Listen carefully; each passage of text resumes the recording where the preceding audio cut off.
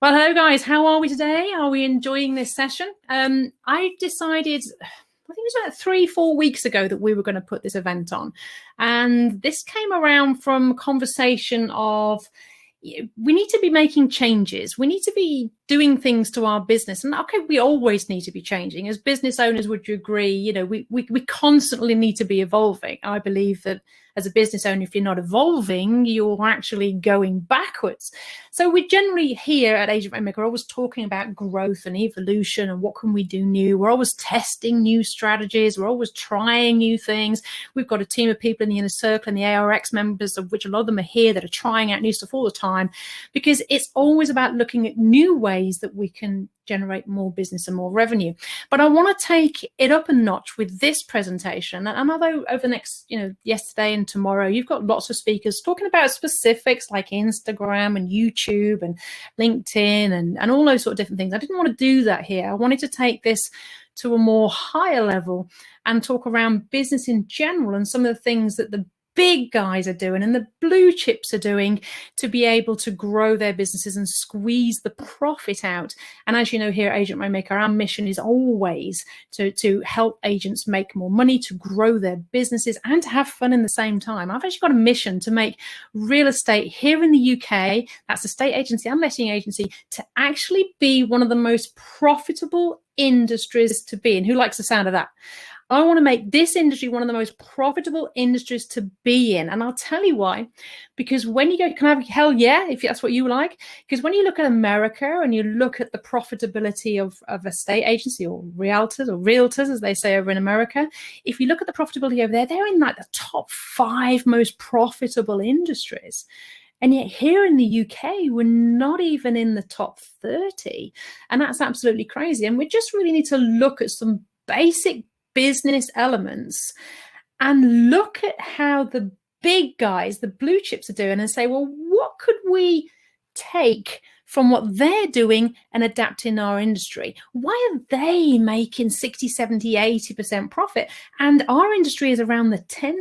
I mean, how do you feel around a 10% profit margin? Because that seems to be the average here in our industry. And no matter what business you are in, it is absolutely your duty as a business owner to find a way to squeeze the juice and make more profit. At the end of the day, a business is a series of systems that it ends up making a profit. That's what a business is. If you don't make a profit, you're a charity, and what's the point? So we're going to look at some basic business elements, and we're going to look at how we can squeeze the juice out of that and how we can use that to make more profits. Does that sound good, guys? Are you happy with that? Just give me some feedback. I'm used to loads of interactive and feedback, so just tell me if that's what you think is good. And of course, we've got a new element now, not only the normal business environment that we have, which is, challenging competitors and, conversion of clients and marketing and all the usual operational stuff that we have. We now have this COVID-19, we have lockdown, we have the challenge of, just going digital and trying to do all the things that we used to do, but now doing it in a completely different way. And so again, I want to share with you some things that I think we really should be looking at. Now, of course, over the 3 days, you have a collection of all the things I think we should be looking at. So as I say, again, I'm going at a much higher level. So the question is, do you feel ready for post-COVID? And we're nearly there. They're letting us out now. We're starting to open our businesses. The world is starting to go back to what it was. And as Nigel says, he's right. We will never actually completely go back. So if we're not making those changes now, at some point we're going to have to. And so the question is, what changes do we need to make? But do you feel ready? Have you done all that stuff, the stuff that you wanted to do? Like, have you got that digitalization in place? Are you totally able to operate virtual remote? Because we could be back here again in the future with a second bounce or third bounce. This might become a regular thing. We don't know. But do you feel your business is ready? So that's what we're going to have a look at. And what I want you to do is to have a look at some of the key elements around your business to see where you need to be working on. So again, we're talking high level stuff here. And so I want to talk about the 5 key areas that as a business owner, we all need to look at and we need to examine. Okay, so pretty basic stuff to start off with, then we're going a little bit deeper. So first of all, most business owners know that if you don't focus on the marketing and the sales as in the new leads coming into the business, or as one of the guys said earlier, the empty shop syndrome. I think it was Chris England saying about, the empty, if we don't focus on getting people into our shop, we're not going to make any money. And you might say, yeah, Sally, yeah, whatever. We all know that. We do.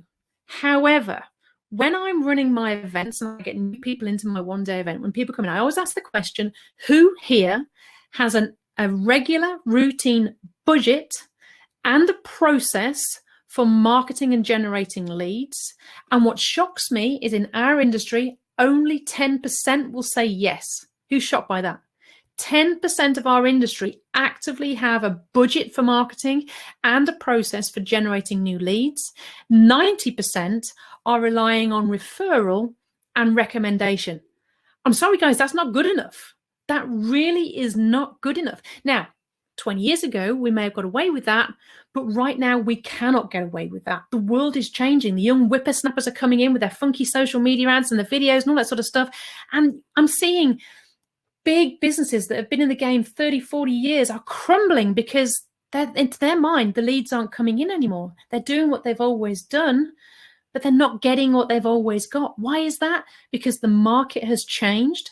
They haven't. They're still doing what they used to do. And as a result, they're tumbling over. They're falling down. You're seeing it in the news. You're seeing the share prices drop. You're seeing these businesses closing, making their staff redundant. This is why, guys, they've not changed. They've not adapted to the new economy, and they've not changed their business. So number one, for any business, we need to be focusing on the income, which is predominantly sales and marketing. And as an industry, this is somewhere we really need to pick the hell up.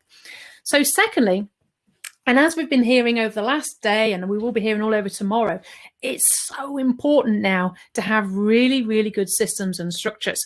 And what I mean by that is most businesses now are really complex. Compliance and legislation in any industry is getting harder and harder. Health and safety now has just all of a sudden risen to the top of all of our concerns, whereas before it used to just be making sure they put the boxes away and some basic stuff like that. But it's massively become a real thing. And so we've got to look at how we can actually make our job easier, because the less time we spend doing manual things, the more time we can spend on focusing on business growth, income, and marketing. Remember, the whole purpose of this presentation is to increase profitability. So the more we can systemize and process and park, the more we can focus on building our business. And hopefully that's what we all want to do. We want to build our business and we want to grow our business, okay? So we want to really focus on what we can systemize. So one of the key things to think of, if you haven't done this already, every single one of your staff, get them to write down everything they do. When I say you're doing a renewal, write down everything you did to do that renewal, turn it into a process. Systemize and structure absolutely everything that you do. But that also includes the marketing. It now includes the health and safety. It now includes you and what you spend your time on. Because the one thing I see here is the biggest, and I'm going to choose my words carefully, time waster in the business is generally the boss, not because they're wasting time, but because they're doing the wrong things.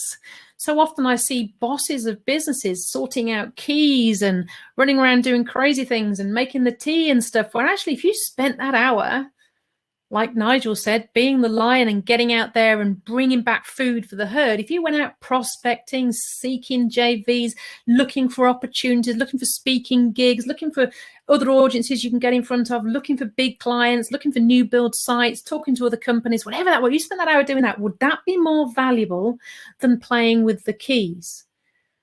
And the answer is yes, because the keys is a £10 an hour job. It's something one of your staff should be doing. You should be focusing on the big book stuff. So when I say systems and structure, I also mean you as well. What are you doing to focus on growing your business? And the second question is, are you doing that? And, you know, we are the worst case scenario people for procrastinating. Oh, I'll do it tomorrow. And of course, those things are a little bit awkward, like making that call to a potential acquisition. When you're looking to buy another portfolio somewhere, we probably put that off because we feel a bit awkward. We say it's time, but it's not. It's just good old fear. So are you doing that, and are you challenging yourself? The next thing is looking for ideas for growth. Now, that's one of the main reasons I put this on, because I was having so many conversations of people saying, I want to pivot, I want to grow, I want to change, but I don't know what to do. And this is the big thing. And especially when we get back to our desks and we're going through those 4,000 emails and we've got the staff queuing up to ask us all these questions and the phones are going and all sorts is happening. We just don't have any headspace to actually take ourselves out and think, like, what can I actually do with this business? What could I do to make big differences? One of the things we talk about is moving the needle.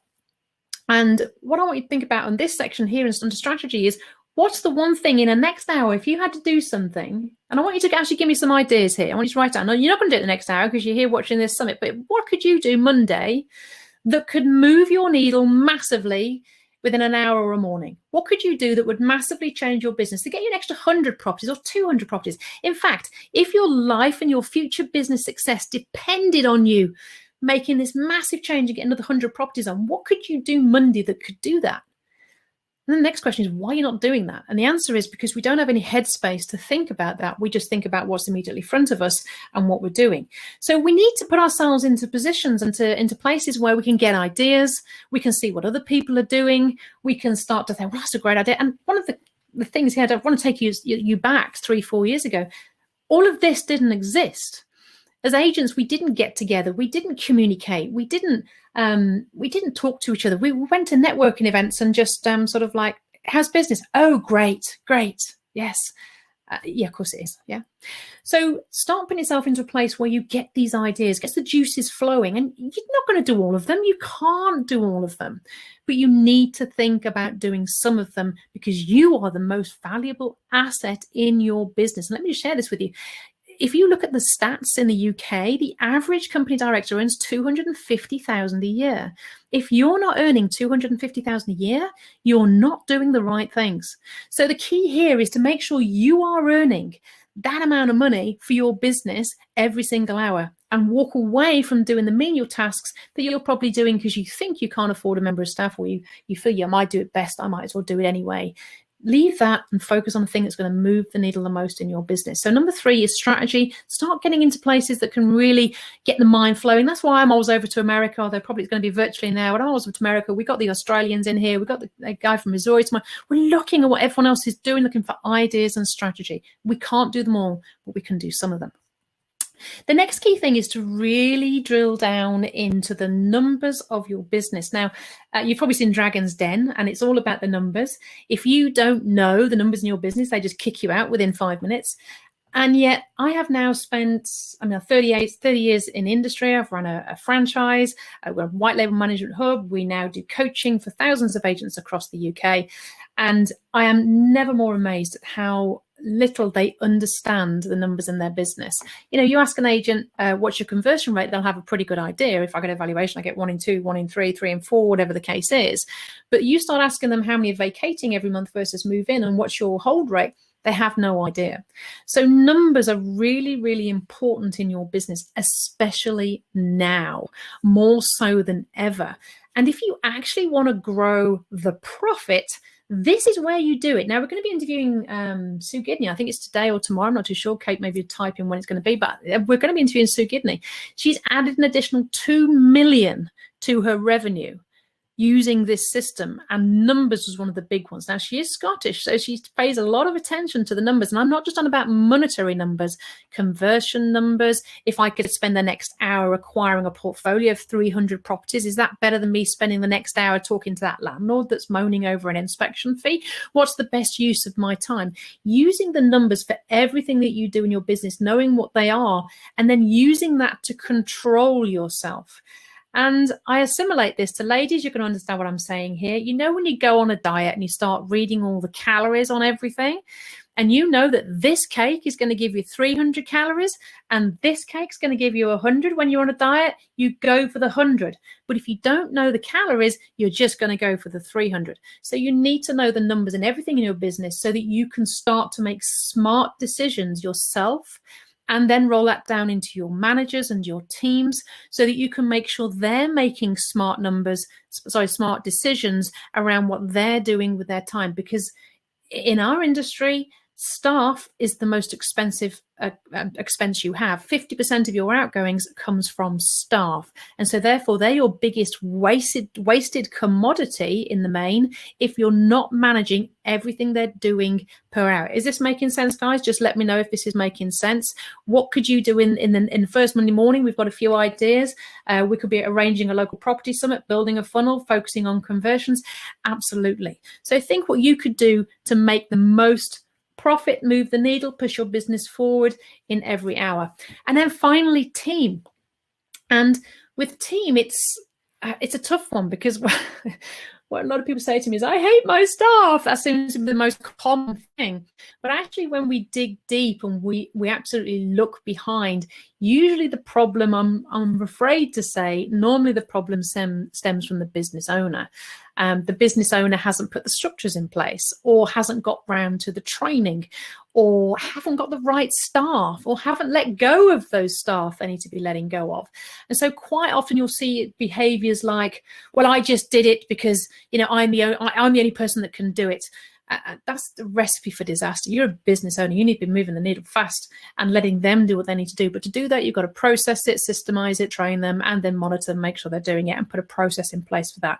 But without a team, we're not a business. We're just a lone worker. We're just a self-employed person. So we need our team, and we need to make sure that our team is on board with us. So those are the 5 key things that I think, as all businesses, whatever you do, we need to be absolutely focused on. I'm just going to whiz through a few ideas that we can do to squeeze the juice out of some of these.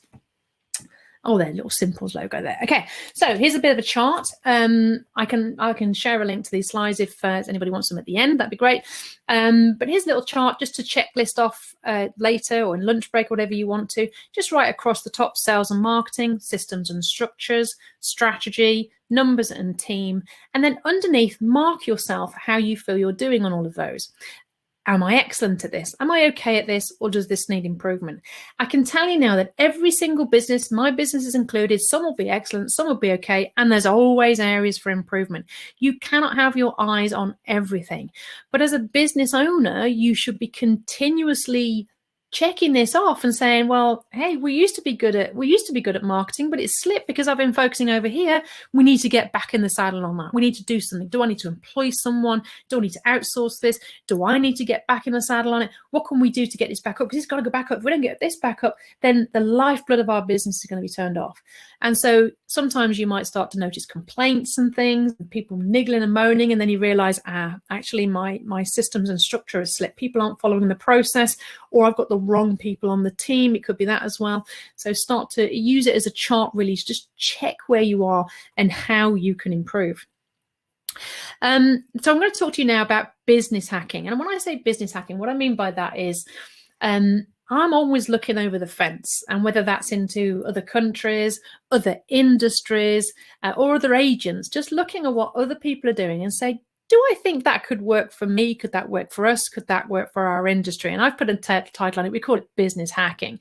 It's basically looking at what other people are doing and then saying, we could do that, and that would work for us. Now, remember, what we're trying to do here is we're trying to squeeze profitability from 10%. I've actually got a goal to get profitability for letting agencies up to 50%. Now, our Inner Circle team have already managed to get their profitability to 30% on average across all the Inner Circle members, and we want to get that to 50%. Where are you at? Where are you at profitability wise? What is your profitability margin? I'm not asking you to put that in the group here. Wouldn't expect that. But what is it, and how can you improve? Because we can always improve. But to do that, we can't keep running this non-systemized, very hands-on, manual business. We've got to get more streamlined and structured. So let's have a look at what the top companies are doing. And just before we did that, I just wanted to share with you, we're going to talk about income, we're going to talk about marketing. I just wanted to share with you over the years how these things have changed.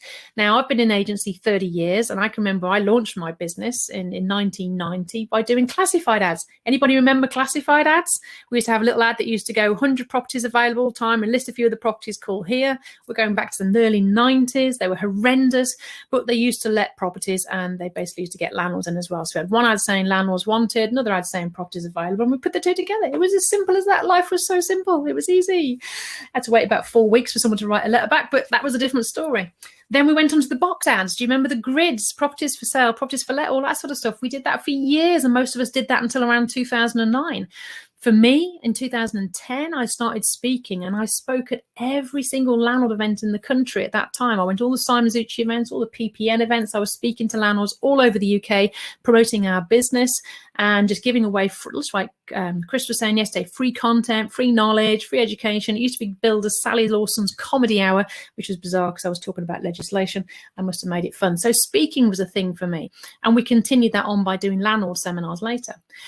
Content, the speaking got too labor intensive, so I ended up converting that into YouTube content. So 2011, 2012, we started banging loads of stuff on YouTube. You can still see some very dodgy videos on there. I just checked, they're still there. On YouTube, we became huge on Twitter, and we're getting so much business from Twitter in the early days, not so much now, it's changed. And then we went on to Facebook. Void letters, writing to empty properties. We started doing that around 2009, 2010. Loads of agents are still doing that now, and it works quite well.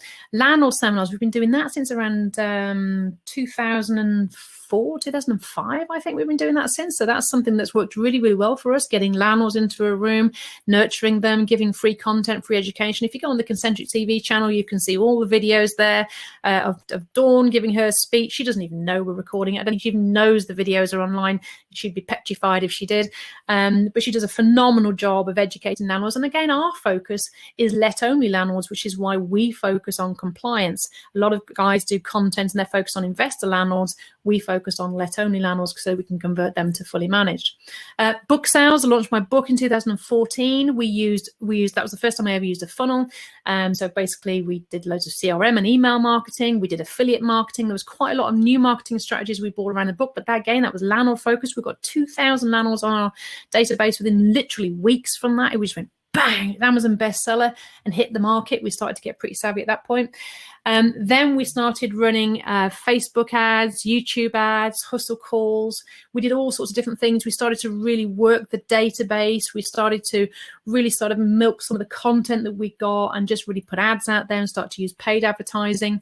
Then we did let only to fully managed conversion, and we did funnels. Let only to fully managed conversion is a massive market, guys. If you've not got into that right now, it's a massive market to help, because you've got loads of let onlys on your books, and we're having some phenomenal results with that. So that's something really to focus on. And now more recently, funnels. Now, funnels is something that I'm not going to be talking about that here. You've got loads of people talking about it over the next few days, but all of you have funnels, by the way. And you'll hear a lot of people going, oh, I don't believe in funnels, whatever. You all have a funnel. If you have a valuation tool on your website, that is part of the funnel. If you have like Iceberg Digital doing your email marketing for you, that is a funnel. What is a funnel? A funnel is an automated process that takes one person from one part of a sale to another. That's all it is. That's all a funnel is.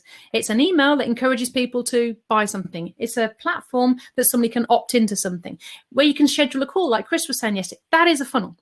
So funnels is a great way to automate the sales and marketing process. And that's all that is. We use funnels for recruitment. We use funnels. We've now got a tenant application funnel, which is going live next week. So people can apply online to rent properties. A funnel is just an automated process, takes a person from here to there, removing the need for human interaction for that part of the step. The human comes in later when they're warmed up and you know that they're interested. So marketing through the ages has changed. But if you think about, and I've never done leaflets, as you can see, that's not on there. But as you can see, many businesses out there are still doing the old stuff. They're still doing the stuff that we were doing 15, 20 years ago. They haven't moved on. And the challenge is that the results from those things are going backwards. And if they're not doing the new stuff, they're not moving forwards. I'll give you an example. When you send out a void letter to a property available on Rightmove, how many letters do you think that customer gets, that landlord gets? How many do you think they get, guys? Put in the comments. How many letters do you think that landlord gets or that vendor gets when they go on Rightmove? And they're going to be getting loads. And so it's time to step outside and do something a little bit different. So I wanted to look then at what the top 20 companies are doing in the world. And I'll use Sabri Subi as an example. One of the tops is the 17th fastest growing company in Australia. You've got ClickFunnels, which is the top growth company, one of the top growth companies, fastest growing companies in America, if not the top growing company. Massive, massive organization. They're all doing funnels. And just to give you a screenshot of what that results in, ultimately what you want to do is you want to get a whole ton of leads coming into your inbox for your listers to follow.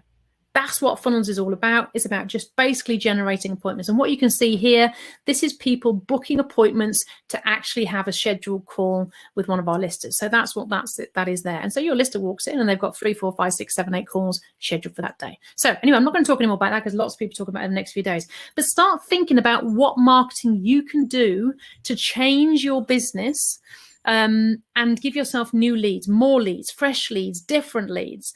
And as Kieran was saying, yes, I think it was Kieran or was it Magdalena was saying about focus on your avatar. Get to know who your avatar is because you want different types of leads. So for example, what Chris was saying yesterday, nurturing investor landlords, you will get people wanting to buy properties or buy more properties. If you do legislation and compliance stuff, you will get more likely let-only landlords that have got themselves in a bit of a pickle and need to find the answer to get out of that. If you're doing landlord seminars, you might get just landlords that feel they need to be part of a community. They just need to get involved and see people. They just want to reach out and talk to people, which is great because you can nurture them and build those relationships. So start thinking about what sort of marketing you do and what sort of leads that's going to bring you in. Different funnel types you can do. I'm not going to go through all these here because it's not really the time or the place, but there's so many different types of funnels you can do. You can do the free book, the free guide, so a download, a bit like what Chris was saying yesterday, just do a free download, they put their email address and they get that free book.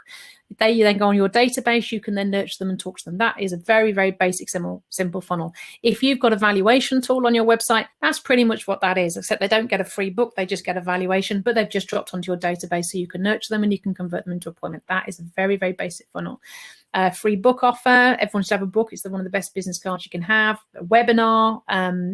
Great thing about doing webinars. This isn't a webinar. This is a summit. But a great thing about doing webinars, and you're probably seeing loads of them around at the moment, is you have to put your email address in to register for the webinar.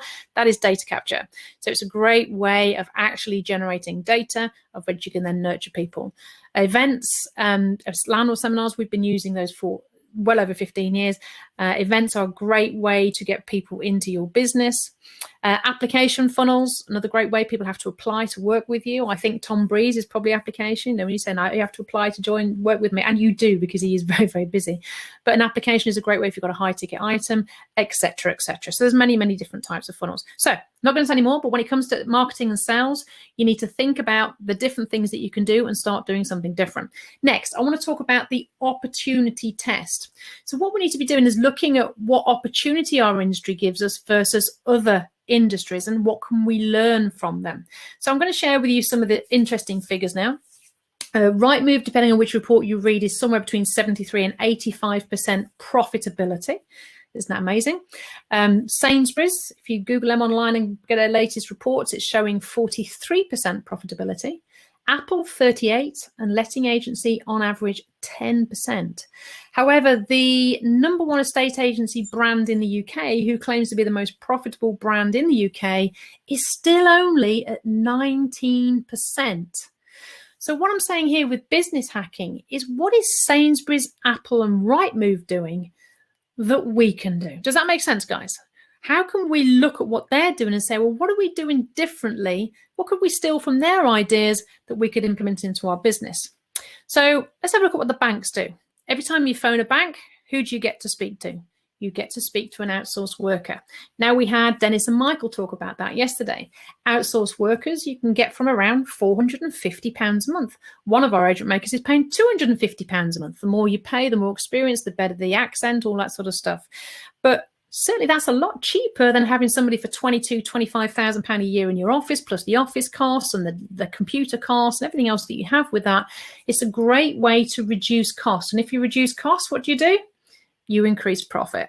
So I think outsourced workers has been something that's been used for many, many years by many big organizations. We've just been a little bit slow getting off the mark.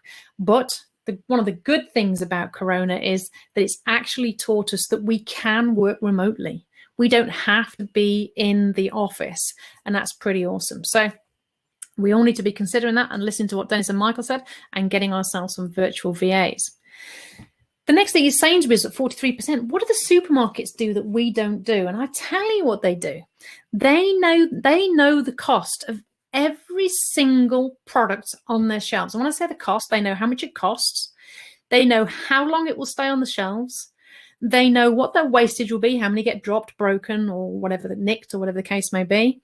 And they know what they need to add on to it to make their profit margin. So if they want to work on a 43% profit margin, what do they need to add on to that item, guys? They need to add on 43%. So they know the actual value of every single product they have on their shelves. The question is, do you know the value of every single product you have on your shelves? And this brings me to this little beauty here, the skint hamster wheel. I must have met, well, we've got 12,000 agents on our database. So I think we've met about somewhere around 10 to 12,000 agents over the last few years and talked to them. And the common denominator is here that, and this is the same for many businesses, no matter how hard I work, I don't make any more money. I think the answer is to get another 100 landlords on, but I still don't make any more money. And we call this a skint hamster wheel. You work from 7 hours to 8 hours to 10 hours to 12 hours. I know some of you watching have been in this position where you're working 18 hours a day and you're still not making any money. That is not a nice place to be. And when any business owner gets themselves into that place, what happens is you fall out of love with your business, you lose your mojo, you lose your energy, and you just want out. And there was a lot of people in that place. And right now, during this period, there'll be even more people in that place, which is not good. So we don't want to be on this skint hamster wheel. We need to do something about it. Else we're just going to quit. We're going to walk away. We're going to disappear. We're just going to leave our business. And that's not going to achieve anything, because why did you go into business in the first place? I'm going to put some comments here. Why did you go? Because you want a fast car, you want to spend time with your kids, you wanted to retire early, you wanted to change a legacy for your future generations. Why did you go into business? And how's that working out for you? Is it how you imagined? Is it what you wanted? If not, we need to do something. So what we need to do is we need to work out the cost per unit of absolutely everything on our shelves. How much does it cost us to rent a property? As in, put it on Rightmove, do all the viewings, get all that. How much does it cost you? I can tell you now, one of the most expensive things in any letting agency or estate agency business right now is the cost of doing the viewings. That's the biggest cost. And it's crazy because we don't charge for viewings. We can't charge for viewings. But what's just happened, guys? We've all just learned how to do viewings digitally. So what's just happened? Instead of doing 10 viewings, we're now only doing 1 because we're filtering using an online mechanism. How awesome is that? Because 6 weeks ago, we didn't have an answer for that. That's one of the most expensive things. But do you know what the cost is of every single unit? How much it costs you to do viewings, valuations, inventories, inspections, checkouts, deposit returns, maintenance? How much does it cost you for everything that you do? And are you charging enough to cover all those things? Now, you can either charge for each of these things, or you can charge enough to cover all these things. But what you mustn't do is accept that you're making a loss. Because don't complain you're not earning enough, and don't complain you're on a skint hamster wheel, and don't complain that your business is not making profit if you're scared to charge for what you do. So just make sure whatever you do, you charge for what you do. I mean, it's crazy. You know, in our industry, we do so much for free. I make people that just do so much for free that they actually can't even feed themselves. I've seen people that are earning £500 a month from their business. I mean, why? What's the point? I've seen people managing 80 HMO units earning $13,000 a year. Why do that? It's just absolutely crazy.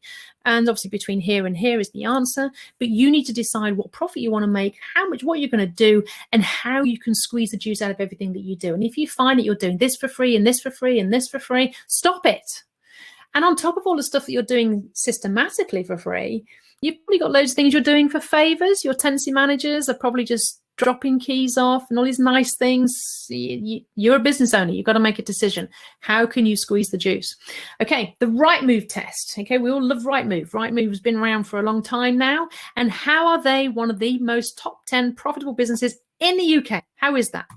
Well, I'll tell you how. One of the things is, there's many things. They're very digital. They don't have big office premises. They do have big office premises, but a lot of their staff are actually working from home. But one of the big things is productization. Have you noticed that every year they appear with a new product package? Have you noticed that? So every year they re-productize their services. It's repackaged differently. And so you thought you were paying £1,500 per month, and they're going to give you a great discount and all these extra things. It's going to cost you £1,700 a month. And you leave rather confused because you were trying to get a discount, but now you're actually paying more, but you've got all these extra things. The answer is productization. And so the question is, when did you repackage your services? Or are you still doing let only, fully managed? Are you still doing what you've always done? Because if you look at the big businesses, what they do is they repackage their services regularly. Every January, you should be looking at your service and saying, does this still work for me? All these new legislations and liabilities, can I still afford to do it at that price? Do I need to charge more? Do I need to make any changes? And look at repackaging. Why not bundle in your check-in, inspections and checkout together and have an inspect and protect package? Maybe even include rental guarantee and have that as an additional secondary thing that you could offer. Think about how you can productize your packages in a very, very different way. It is the key to really, really squeezing the juice and growing. And every year, recheck your figures. When we first started talking about tenant fee ban 3 years ago, I met, well, everybody I met, I think, in the industry had not reviewed their charge fees since they opened. And that's a common thing. They set their charges when they open, and 10, 15 years later, they're wondering why they're not making a profit. Well, costs have gone up. Pay wages have gone up. Everything we buy has gone up. Rightmove's gone up. Our offices have gone up. Rates have gone up. Rents, utilities, everything's gone up. You're still charging what you used to charge. But it's even worse than that, because they weren't even charging what they used to charge. They were discounting and charging less than they used to charge. So what happens to the profit margin? It just squeezes until eventually you're actually in minus. And nobody wants to go there. So look at repackaging and productizing your services, and so that you can really just make sure that you are still viable, still current, and you're making money that you need to make. Decide how much profit you want to make and make sure you're making that profit on every single thing that you actually do. And this applies to any business that you're doing. So UK's top 10 profitable businesses, they repackage every year. If you look at Rightmove, they also use a lot of remote working staff. We've been talking about that. And they also massively use technology. And that's what this whole summit is about. It's about remote working staff. It's about technology. It's about repackaging. But also on top of that, it's about making yourself addictable. What could you do to make yourself addictable? We're all addicted to Rightmove because we get all these leads. Remember, they started off offering it for free, and then we end up with all these leads, and they charge us. We couldn't really say no. We're paying all this money. We need them. We're addicted to them. It might be changing now, but we need them. We're addicted to them. The question is, what could you do to make your landlord so addicted to you that they couldn't possibly leave, or your customers or your clients or whatever the case may be, that they just are addicted to you? So have a think about that as well. Next, I want to just briefly talk to you about systemization and staff. We're nearly at the end of the presentation. There's 2 slides left, Kate and Jeevan. You want to get yourself ready. But systemization and staff. Staff is one of the biggest challenges for most any business. It's finding the right people, hiring them, recruiting them, managing them, exiting them. There's a system and process for every single thing there. We've actually got about 11 different funnels that we use for recruitment. We actually recruit using funnels now. So when I talk to people about recruitment, we always have a laugh about this, and I say, now and I want you guys to be honest here. Actually, I want you to say yes if you've done this, because I've done this, and nearly everybody I've spoke to has done this. So please don't be shy at admitting it. Have you ever gone into your office and said, does anybody know anybody? We need somebody in the such and such department. Has anybody got a friend? Do they know anybody? Do you know anybody who's available? I just need someone. All I've got to do is answer the phone. Have you ever done that? And it's either doing that, or it's recruitment companies, or you put an ad on Indeed and you end up with 300 CVs. And when you end up with 300 CVs, the heart sinks. You look at it and you think, oh, I really got to read 300 CVs. Do I really need to go through all of that? And what you end up doing is not going through all of those, and you end up just going and getting a friend or a friend of a friend or someone that you know, and then you end up letting them go about 12 months later because they're not right for your business. So what we've actually done is we've actually created a recruitment funnel where they actually go onto an online web page. Basically, they see all about the ad. There's a little video of you talking about the job, selling the job, but saying, you know, you've got to be this, you've got to be that, got to be the other. They then click on and they apply. They fill out an application form, and then they get another auto-responded email that says, okay, great, thanks for your application. Here's the validation. And then from that, then they have to book an appointment with you, send you loads of validation and proof, and they have to schedule a call with you for a 15-minute culture fit chat before they ever get near an interview. And I can tell you now, from 300 CVs, you will end up with around 5 people scheduling calls with you, of which 3 will turn up, and you will make your choices from those 3. That is a damn sight easier and much better use of your time than you reading 300 CVs.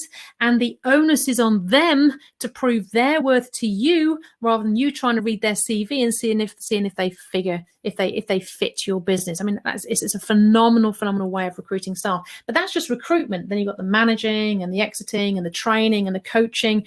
Again, why do we not create an online software area for training? You know, if we're talking about having remote staff, we need an online induction area, an online training, coaching program, etc., etc.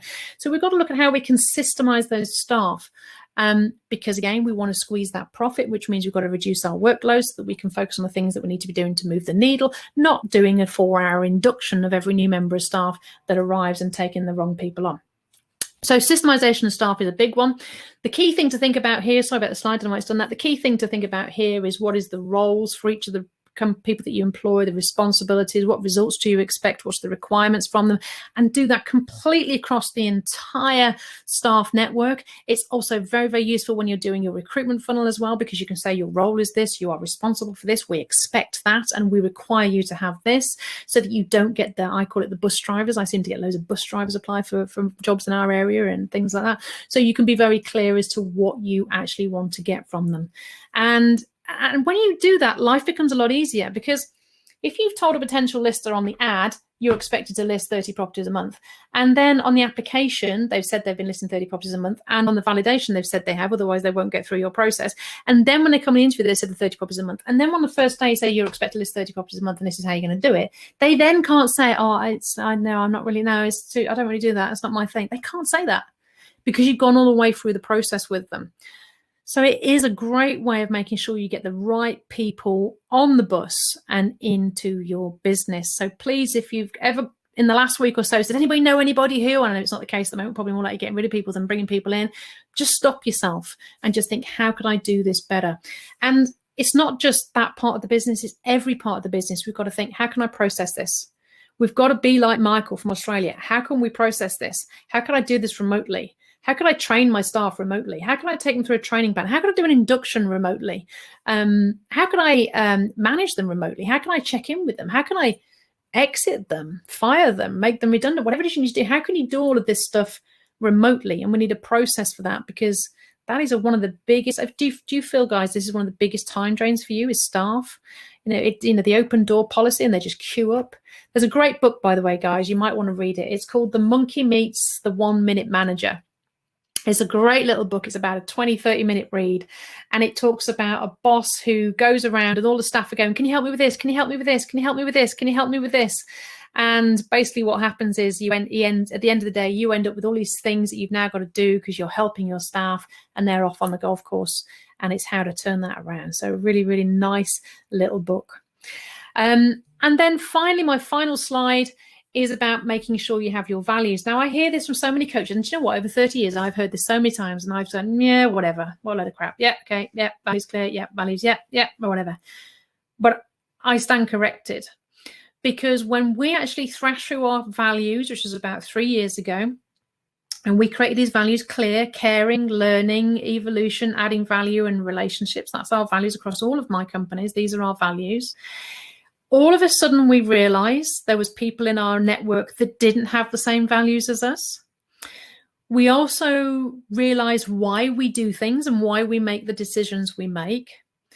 And for recruitment, this one thing has absolutely transformed how we recruit. And I'll give you an example. One of our media guys, we were looking for a product developer. We had went through the whole recruitment process. I had 3 people to interview, exactly as I've just told you. And I went through the process and I interviewed 3. There was one lady that's phenomenally qualified. But when I asked her what drives her and why she wanted to work for us and stuff like that, she didn't care about adding value.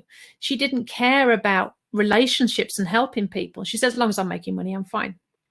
I'm sorry, that's not what we're about. Yeah, we are about squeezing the juice and making more money, but actually what we're about is actually helping people get their businesses into the place they always wanted them to be.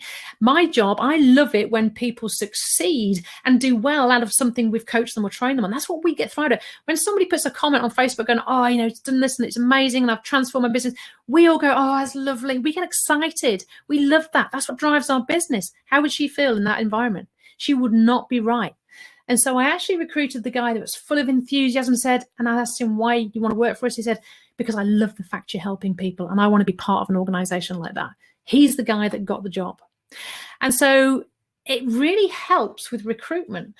And, since then we have recruited some phenomenal A players as a result of these core values. So don't be like me and just whatever, lip service to it for 26 years. Do it. Get your team together. And it took us 6 or 7 sessions to thrash this out because there was someone there and then we thought, no, that's not quite right. And to get it right, to get it worded, we now have these posters in every single room in our office. We use it at recruitment. We use it on the onboarding. We tell them about it. Relationships is another one. I'll use that one as an example. We recently hired an FD. We've got a group of companies, rather large turnover, and we just need an FD to come and control it and put in like big company mechanisms for us. And he came in with blue chip mentality. He'd worked for some, I can't remember them, very, very big organizations, like 100, 200 million turnover. And the first thing he said was, no, we don't believe in paying invoices. We want to hold on to them. And me and Dawn were like, no, that's not what we do.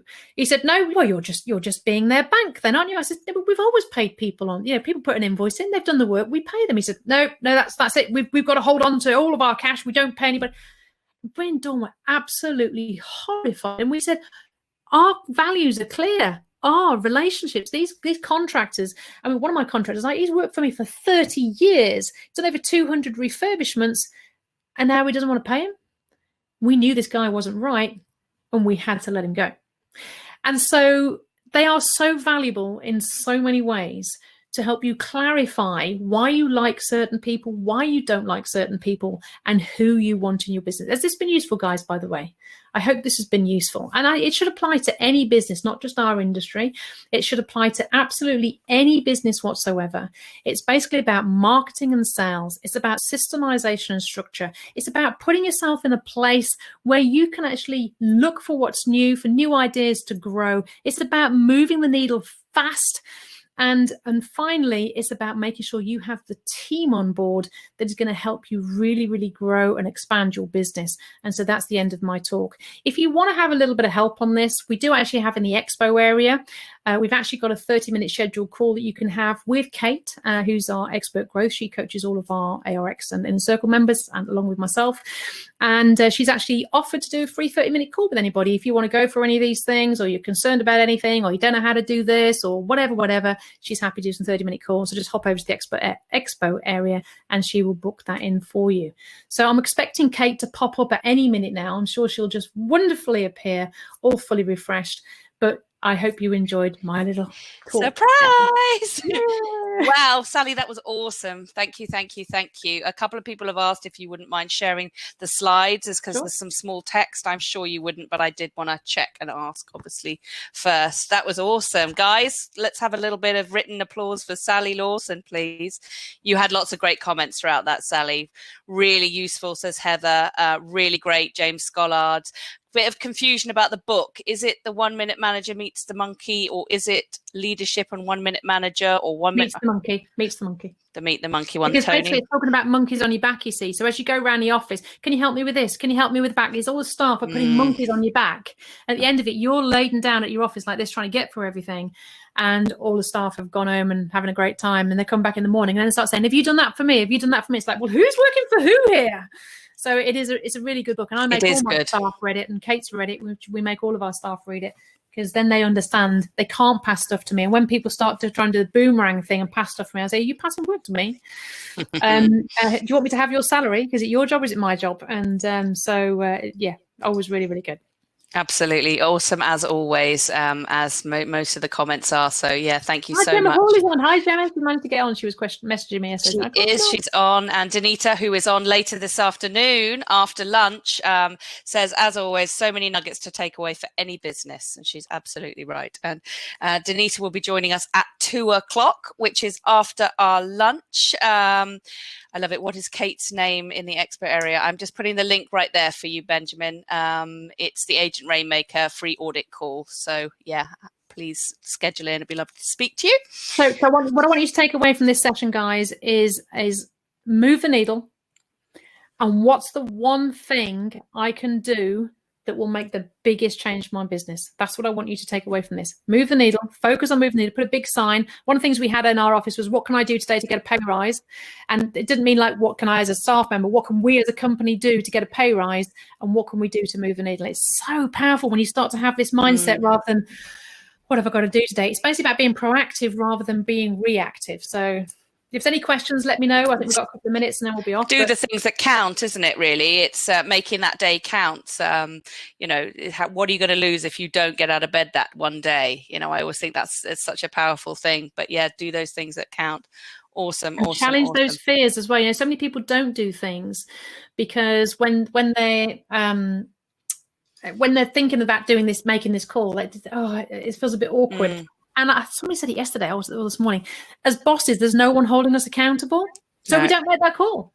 You need to really focus on being accountable to yourself, or let's say. It's a really good idea. Patrick's actually just said, do we have any posters with things like that on, motivational sayings and things like that that they could put in their offices? We haven't, but we will have. I think that's a really nice idea. Yeah, we do have some Agent Rainmaker posters. There's various ones on there, but not those specific things. But yeah, absolutely, we can get them.